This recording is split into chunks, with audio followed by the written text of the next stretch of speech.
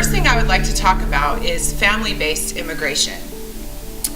Typically, we do petitions for families, and what we focus on is, by starting off, is filing the I-130 petition. Family-based begins with either a child or a parent or a spouse. And there are many roads that you can take in order to get a petition filed and to get approved for a visa. First of all, I want to make sure that everybody understands that there are two different types of categories. There is immediate relative, and then there is family-based preference. Immediate relative falls under when you're a spouse of a U.S. citizen or you are a child 21 years and older of a parent that is undocumented. So it would be, the child would be a U.S. citizen. In those categories, there is no wait for your visa. If you fall into one of those categories, you can file your petition right away, and the approval process usually takes about 6 to 9 months. There are 4 other categories that you can also fall into in order to apply for a family-based petition.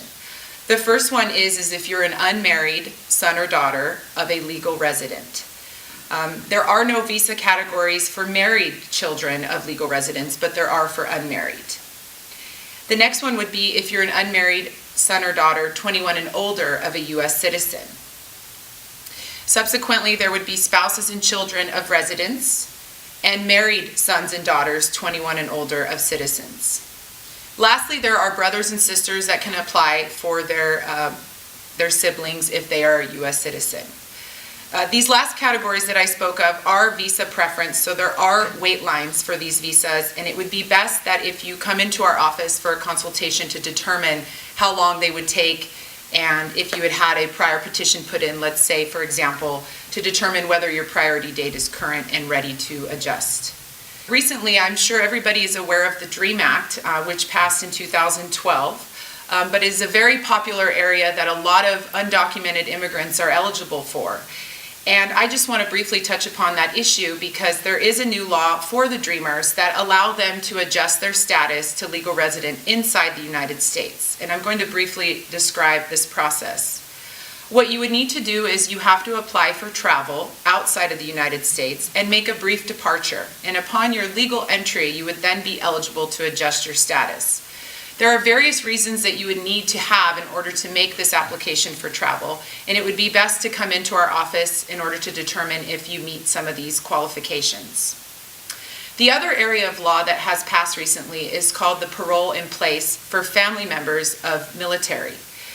This is a great law for people because a lot of parents that are undocumented have children which are in the military, and they don't have a way to either get their petition or their visa approved, and they have to leave the country, and it's very stressful for families. And this protects parents and spouses of people that are in the military. What you would do is you would apply for parole in place, and with that you would be able to, once you get approved for that you would be able to adjust your status inside the United States. And when I say adjust status, I mean you would apply for your visa at an interview office locally here. I would be able to attend with you. It's much more protected. It's definitely the way that I would see better fit for our immigration community, as an attorney can go with you and protect you that way. The third area of law I would like to speak of is adjustment of status. Typically, in order to be eligible to adjust your status, you have to have a legal entry into the United States. Or, in some instances, if you have a prior petition that has been put in for you by a family member, you might be able to adjust your status inside the United States by paying a penalty. Again, everybody should seek immediate consultation. If you have a petition and it's an older petition, come into our office and let us see if it's either ready to be adjusted or if there's something else that we can do for you in handling your case. Another area of law that's very common in our community is deportation defense.